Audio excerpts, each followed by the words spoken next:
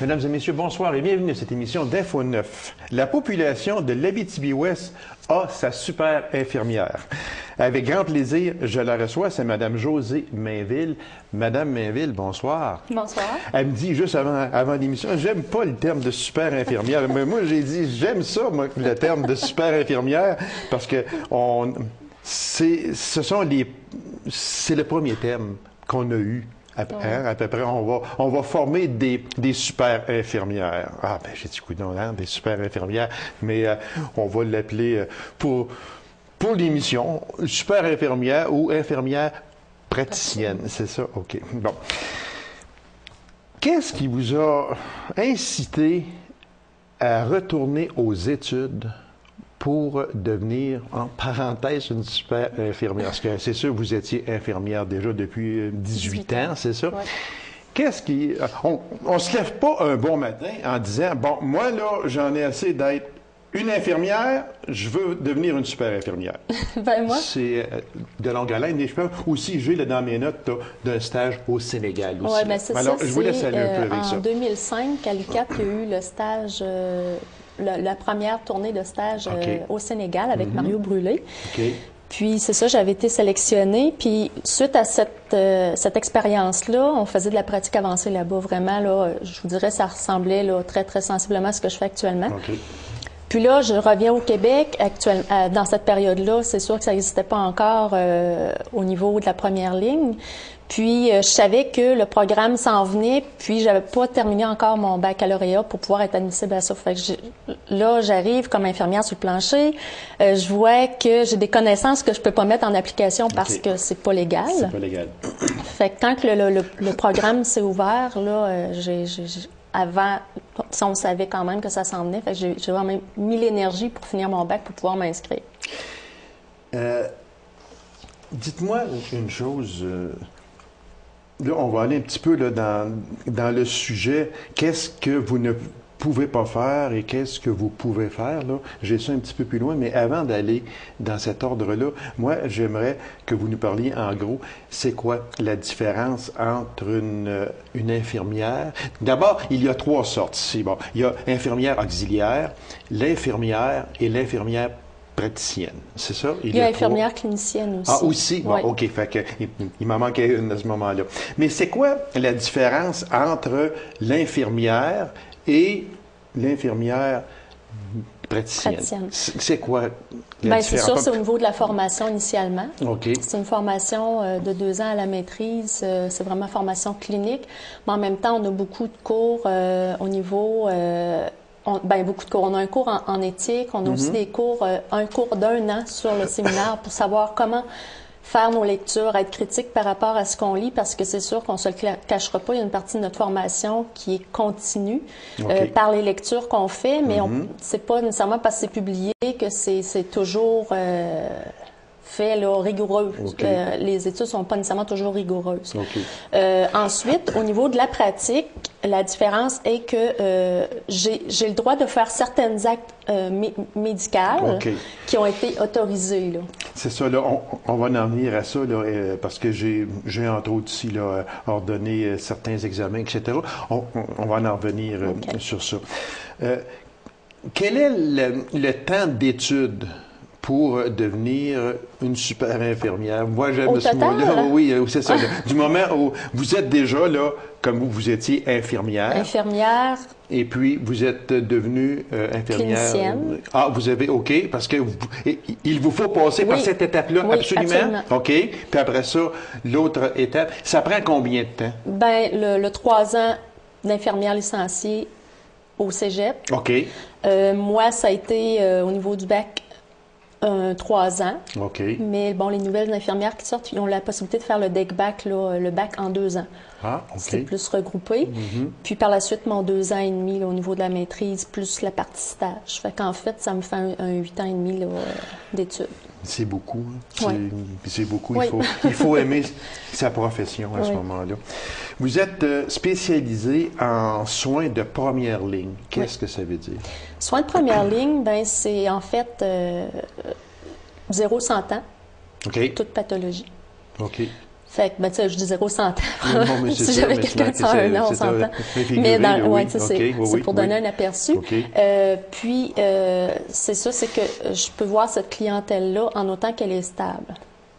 Ça veut dire c'est quoi? que, bon, si quelqu'un a un diabète puis qui est stable dans sa maladie, que je peux les suivre. Là. S'ils deviennent instables avec des maladies qui fait que c'est dangereux pour leur vie, à ce moment-là, cette partie-là, ben, c'est le médecin qui va prendre en charge le temps de stabiliser. Par la suite, il me retourne le client avec un plan de traitement que moi, je fais le suivi du client.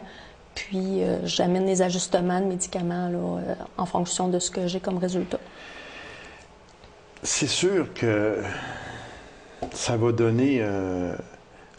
Est-ce qu'on peut dire que ça va dégager un peu le CLSC? Est-ce qu'on peut dire que ça va dégager la période d'attente à l'hôpital, à l'urgence? Est-ce que un rôle comme vous faites, on peut passer par vous avant de se rendre au CLSC ou bien non, si vous êtes vous-même au CLSC? Parce que ici, je regarde que vous travaillez 70% du temps en GMF, groupe de médecine familiale, et 30% en clinique spécialisée. Est-ce que votre travail va permettre de dégager un peu l'urgence en Une partie, Abitibi-Ouest? mais on ne se cachera pas que les besoins sont tellement grands que c'est pas moi qui va sauver le monde. Non. Mais ma contribution n'ira pas, c'est certain.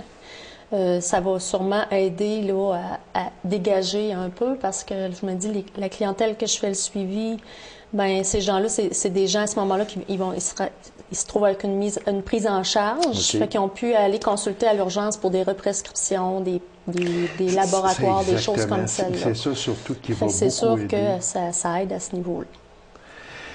Là, on va aller, si vous me permettez, qu'est-ce que vous pouvez faire et qu'est-ce que vous ne pouvez pas faire? Et j'ai des notes ici qui disaient, entre autres, ordonner certains examens. C'est quoi? Bien, il y a plusieurs prises de sang que j'ai le droit de demander. OK. Vous les demandez à la place du médecin, disons. OK. Oui, je n'ai pas besoin d'avoir son autorisation. OK, c'est ça. Je suis autonome ça veut dire que moi, j'arrive, avant ça, j'allais voir mon médecin qui me donnait un beau grand papier, puis qui me disait, tu vas te présenter, puis tu vas aller te faire faire une prise de sang, je vais recevoir les résultats, moi. Maintenant, je pourrais passer par vous. Oui. Et qui va recevoir les résultats de mes prises de sang? C'est moi, puis c'est moi qui les gère. Ah oui? Oui. OK. Si je vois qu'il y a quelque chose, c'est comme, admettons, un diabète, que j'ai des critères d'un diabète, là, je ne peux pas poser le diagnostic. C'est là que je me retourne vers mon médecin. Je lui dis, le client a ces critères-là. Dans le fond, il répond à des critères de diabète. Puis là, le médecin, lui, va poser le diagnostic puis il va initier le traitement parce que je ne peux pas initier le traitement pour un diabète, par exemple, comme pour l'hypertension ou quoi que ce soit. Mais je dois connaître les critères pour pouvoir référer au médecin si moi, je juge qu'on est en contexte de cette maladie-là. On va aller un petit peu plus loin, là, Mme Mainville, parce qu'on sait qu'il y a beaucoup de personnes, que ce soit au Québec ou chez nous, en Abitibi-Ouest, qui n'ont pas de médecin de famille. Là, vous dites que si vous diagnostiquez un diabète, là, vous devez référer à un médecin, mais mettons que moi, je n'ai pas de médecin de famille. Il va référer à qui? À quel médecin? C'est que moi, quand je prends en charge un client, on lui attitre un médecin de famille. Oh, pelaille! Oh, là, vous allez avoir de l'ouvrage, là. Hein? Là, il y en a qui vont vouloir vous voir, là. Il y en a qui vont courir après vous, là. Bien, c'est ça, c'est que on leur attitre un médecin de famille, mais c'est moi qui vont voir. Oui, parce c'est sûr, là. Mais s'il y a quelque chose de spécial, il faut... C'est ça, parce que moi, j'ai pas la possibilité de poser ces diagnostics-là. Exactement. Fait que ça veut dire que vous, si vous avez un diagnostic à vouloir faire poser, c'est le médecin. De famille, entre parenthèses, c'est la personne qui n'a pas de médecin de famille. Quand elle va vous rencontrer, vous allez lui assigner un médecin de famille. C'est ça? Je fais la prise en charge. Si vous faites la prise en charge. C'est ça, parce que là, il y a tout le processus, voir, quelle maladie la personne a. Est-ce qu'elle est stable actuellement? Tu sais, je peux pas prendre en charge quelqu'un qui est pas stable. OK. Puis, stable, ça veut dire ça, qu'il n'y a rien de spécial, autrement dit. Ils prennent leurs médicaments puis qu'ils vont bien avec leur médication. Tu sais, là, prescrire, renouveler ou cesser des médicaments. Oui. Moi, ce que j'ai accroché un peu sur ça, c'est cesser des médicaments. Vous pouvez, en parenthèse, ordonner à une personne, je t'enlève ces médicaments-là. Oui. C'est quoi exactement? Pour donner un exemple, des gens, mettons, qui vont prendre des médicaments pour le cholestérol, OK. il y a certains effets secondaires qu'on aime moins avec cette médication-là. Ces clients sont avisés de me communiquer avec moi si justement ces effets secondaires-là arrivent. Fait que si ça arrive, là, je peux leur dire cessez la médication, puis là, je leur donne les prises de sang qui vont avec pour le contrôle. C'est un exemple entre autres. Oui, exactement. Fait que et vous pouvez prescrire et renouveler. On parle là, de médicaments, on parle de prescription là, Oui. à ce moment-là. Fait que ça veut dire que c'est, entre parenthèses, un peu fini la file d'attente à l'urgence pour aller chercher un petit papier qui dit, moi, je n'ai plus de prescription pour le cholestérol, hypertension, peu importe. C'est vous qui allez les absorber maintenant. Ben, une partie. Une faible partie, comme je vous dis, je ne sauverai pas le monde. Non. La partie où est-ce que moi, je peux le faire, tu sais, oui, j'ai le droit de represcrire. Il y a certains médicaments que je n'ai pas le droit de represcrire. Comme lesquels, par exemple? Par exemple, pour le Spiriva, les personnes qui ont des problèmes pulmonaires, qui ont du Spiriva. Okay. C'est un médicament que je n'ai pas le droit de represcrire. Okay. Mais ce que je fais, c'est que je vais faire le questionnaire quand même pulmonaire puis tout ça. Puis j'ai comme un médecin attitré, puis lui il va pouvoir le faire là, à ce moment-là. Quelle sorte de maladie que vous pouvez traiter, j'entends par là, une maladie, ou suivre un patient, vous allez pouvoir suivre un patient, mais jusqu'à quelle limite? Pour la limite, ben c'est quand la personne n'est pas stable. OK. Fait que ça revient toujours là, au bas stable. C'est ça. C'est que là, j'évalue. Bon, je vois qu'il y a quelque chose qui se passe. Je fais l'ajustement de la médication parce que j'ai le droit d'ajuster quand même plusieurs médicaments. Je revois le client. Avec l'ajustement, ça fonctionne pas. On voit que j'atteins pas mon objectif de stabilité. Là, à ce moment-là, je me retourne puis là, je demande au médecin d'intervenir. Qui vous supervise? Parce que vous avez certainement une personne qui vous supervise, sûrement, ou bien non? Dans ma pratique? Oui, dans votre pratique, là. Je suis autonome. Vous êtes autonome? Oui. Actuellement, je suis supervisée en attendant de signer le contrat final. OK. Parce que légalement parlant. Légalement, OK, oui. Mais à partir du moment que le contrat est signé officiellement avec les médecins, je deviens autonome dans ma pratique. OK. Fait que vous n'avez pas à rendre des comptes à un médecin, mettons. Pas nécessairement. C'est sûr que vous pouvez demander conseils, etc. Selon mon questionnaire, je juge que tel examen pourrait être intéressant à passer selon les symptômes. Je vais voir le médecin, je lui explique puis tout ça. Puis lui, il en vient à cette conclusion-là. Je vais les consulter à ce moment-là parce que je suis comme un peu dans la limite de ma pratique pour tel symptôme. Mais tout de même, j'ai quand même mon chef de service qui doit s'assurer que le fonctionnement va bien aussi. Il reste à peine une minute, Mme Mainville. Dites-moi une chose. 70 du temps où vous travaillez en GMF et puis 30 en clinique spécialisée. C'est ça? C'est quoi et c'est où? Actuellement, je vous dirais, à cause des lieux physiques, puis aussi qu'il faut que je travaille en collaboration avec les médecins, puis on s'entend, à l'hôpital, il n'y a pas nécessairement de médecins qui ont de la fonction-là. Je suis plus actuellement au GMF. Par contre, c'est sûr que dans un avenir rapproché, il y aura des aménagements peut-être qui seront faits dans ce sens-là. Sauf que la partie spécialisée, c'est de la clientèle que je prends des cliniques, mettons comme la clinique Joker, la maladie MCV, puis tout ça, que les infirmières suivent cette clientèle-là, mais qu'il n'y avait pas nécessairement de médecins attitrés, que là, moi, je les prends en charge. Fait que c'est ma contribution dans cette partie-là. Et puis on dit qu'il n'est pas nécessaire à une personne de faire partie d'une GMF. C'est ça. C'est que les gens, c'est comme pour la partie semi-urgence. OK, semi-urgence. Oui. Mais c'est sûr que pour une prise en charge, les gens doivent aller s'inscrire. Alors, Mme Mainville, merci infiniment. Puis, bon succès dans votre travail que je suis persuadé que vous appréciez, que vous allez toujours apprécier. Puis, continuez à faire du bien dans le réseau de la santé. Les gens ont besoin de vous. Merci beaucoup. C'est moi qui vous remercie. Courte pause, mesdames et messieurs, et on vous revient immédiatement après. Restez avec nous.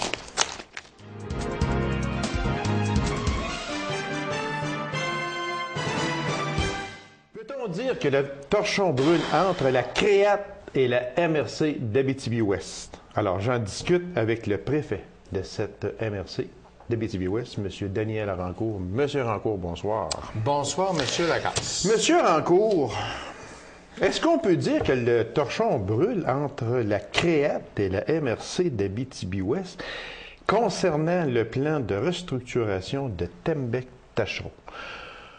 Vous n'y avez pas été de main morte, là. Ici, on a un petit fil de presse qui dit que,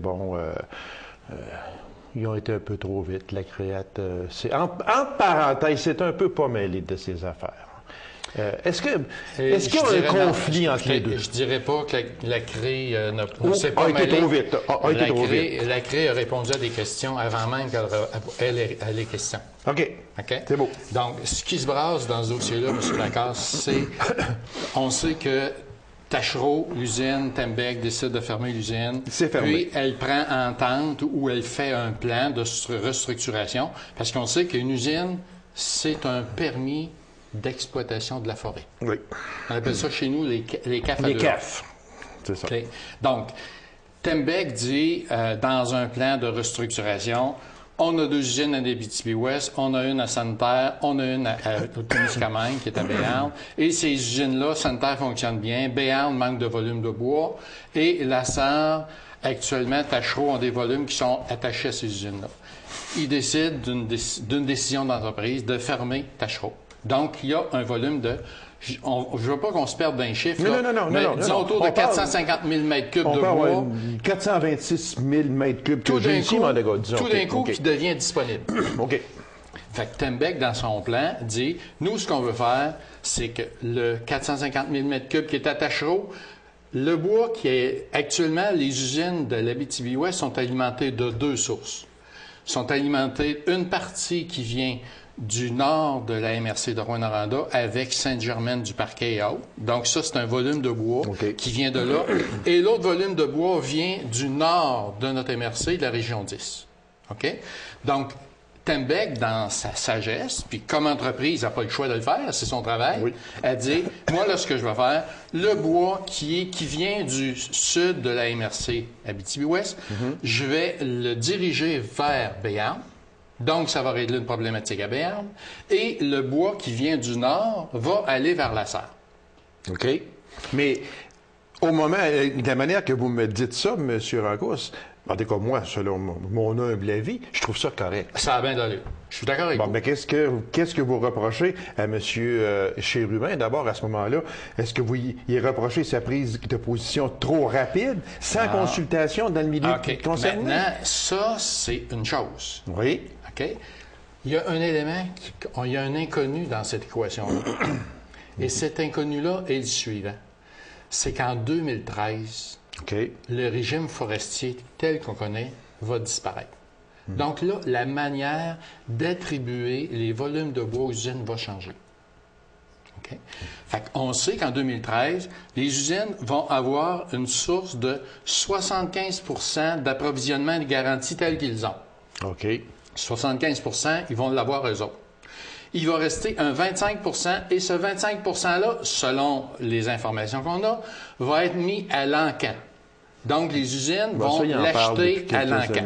OK? Ça, c'est un premier élément. Un deuxième élément, vous savez, M. Lacasse, pour suivre ces dossiers-là, vous savez qu'actuellement, de plus en plus de personnes qui se soucient de notre écologie disent, bien, actuellement, on coupe, on fauche des grandes superficies de bois et il y a des petits animaux qui s'appellent les caribous dans le nord, là, puis eux autres, là, ils se retrouvent plus, là, parce qu'ils n'ont plus de bois pour se protéger. Fait que là, actuellement, il est dans l'esprit du monde qu'il faut garder des espaces de bois pour les caribous. Donc, ces espaces-là, je m'excuse, mais on n'ira pas les prendre dans la région de Rouyn-Noranda, on va les prendre dans le nord du Québec. OK? Troisièmement, au moment où on se parle, toujours nos écologistes, actuellement, disent il faut augmenter les aires protégées au Québec. On veut les prendre d'à peu près 8 % qui sont maintenant. Certains disent c'est 10 %. On veut les amener à 15 %.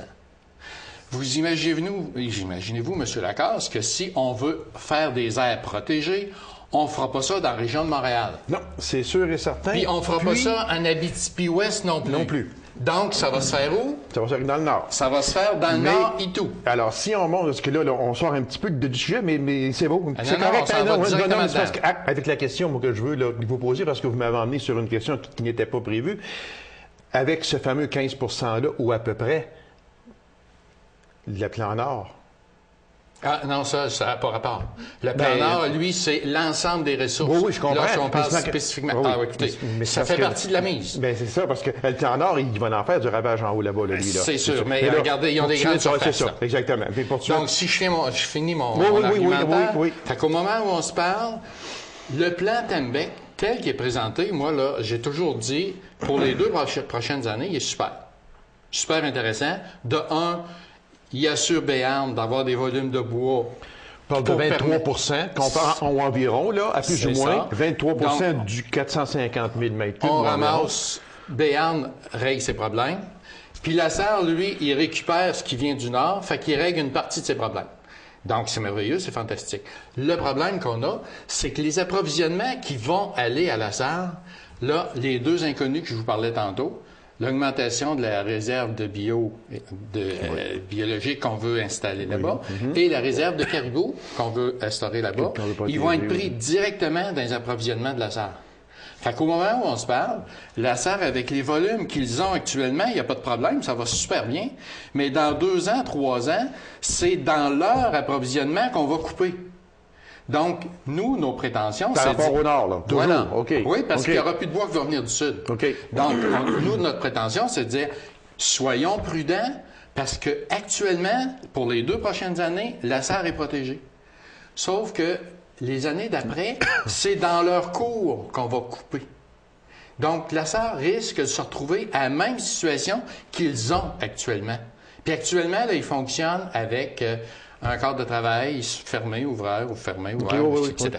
Mais... Donc, c'est ce qu'on déplore en Abitibi-Ouest. La CRE, pour revenir à votre question... Oui, c'est ça, parce que je me demande encore, selon ce que vous me dites, moi, c'est correct, c'est parfait, sauf que, qu'est-ce que vous reprochez à la CREAT à ce moment-là? La CRE, qu'est-ce qu'elle fait là-dedans? C'est qu'à un moment donné, lorsque des volumes de bois sont rendus disponibles à cause de situations telles qu'on a vécues, le ministère, Mme Normando, demande à l'organisme de consultation qui est sur le territoire, demande à l'organisme de dire « Faites-nous un portrait de la situation, puis dites-nous quelle est l'opinion du monde. » OK?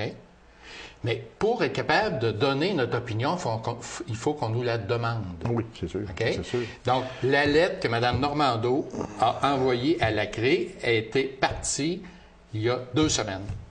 Et ça fait 1 mois que la CRE a pris cette décision. OK.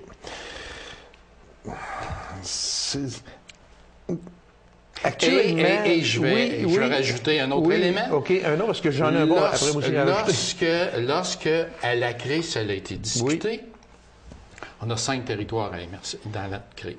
L'Abitibi-Ouest, Témiscamingue, Amos, Rouen et Val-d'Or. OK.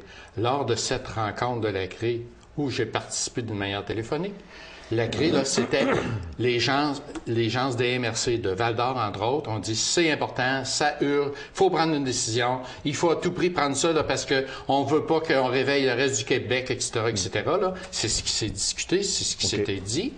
Et Rouyn-Noranda n'a pas dit un mot. Parce que Rouyn-Noranda n'est pas touché par ça. Parce qu'eux autres, ils n'ont pas d'usine. Oui. Témiscamingue, je comprends très bien que le Témiscamingue veulent régler le problème à Béarn, et je le conçois et je le respecte. Je vais vous poser la question, comment se fait ça que les chevals de bataille, ceux qui ont mené le combat là-dedans, c'est la MRC de Val-d'Or?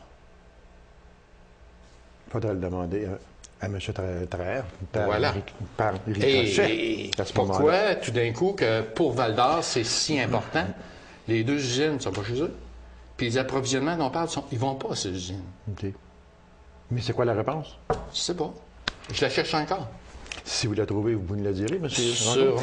Moi, là, je vous écoute. OK, c'est bien, c'est parfait. Vous prenez pour la MRC d'Abitibi-Ouest, et c'est tout à fait normal également. Puis, le fameux soin des 17 % ici qui va s'en aller vers la Sarre, OK.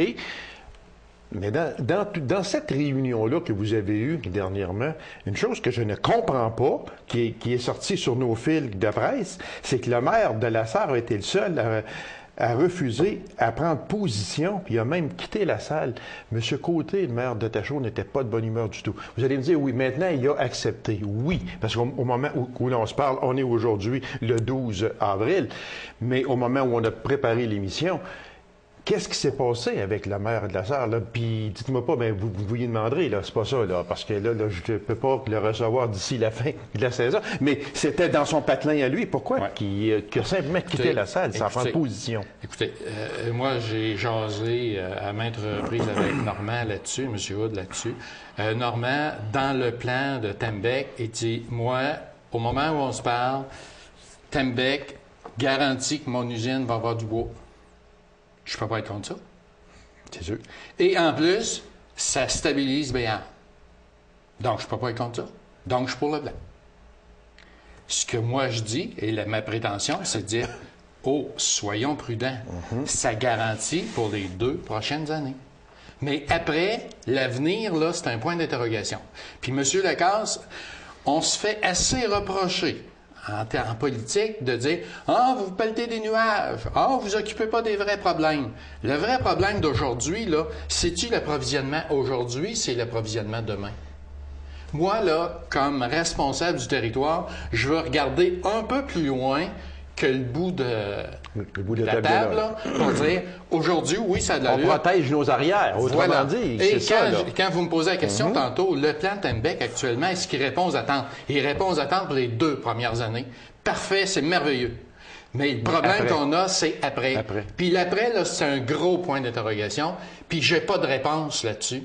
Fait que quand j'ai pas de réponse, je considère que j'ai pas de réponse. Fait qu'au moment où l'on se parle, M. Rancourt, on est en avril 2011, le CAF, 77 des 426 000 ou 50 000 mètres cubes va à la Sarre, 23 ou 25 va aller à Béarn. Est-ce que c'est coulé dans le béton, ça, au moment où l'on se parle? C'est ça qui va arriver? Ça, c'est la demande de Tembec. OK? Maintenant, Mme la ministre Normando, elle a demandé à la CRE, demandez à Tembec de venir présenter son plan, vérifier ce qu'il y en est, évaluer ce qu'il y en est et émettez une opinion. Mais est-ce que le CAF peut être morcelé à ce moment-là? Le CAF, écoutez, la ministre Normando peut faire ce qu'elle veut avec. Au moment où l'on se parle, oui. Mais est-ce qu'elle a un délai, entre Tembec et la ministre Normando des Ressources, est-ce qu'il y a un délai entre les deux avant qu'elle s'en préoccupe ou elle s'en occupe? La CRE, pour la nommer, là, la CRE, elle a reçu une lettre de la ministre, puis elle dit « Je veux avoir votre opinion d'ici 1 mois ». Donc, la CRE doit émettre son opinion. Très vitement, il reste 1 minute, M. Rancourt. Les prochaines étapes de la MRC et de l'Abitibi-Ouest dans ce dossier-là, c'est quoi? Je m'en vais justement après-midi, une rencontre du bureau de direction de la CRE, pour voir de quelle manière, puis moi, c'est ma préoccupation, de quelle manière la CRE va se faire une idée sur ce qui se passe. Parce que la première fois qu'elle se l'est fait, là, elle s'est faite ramasser par le secteur de la Vallée de l'Or.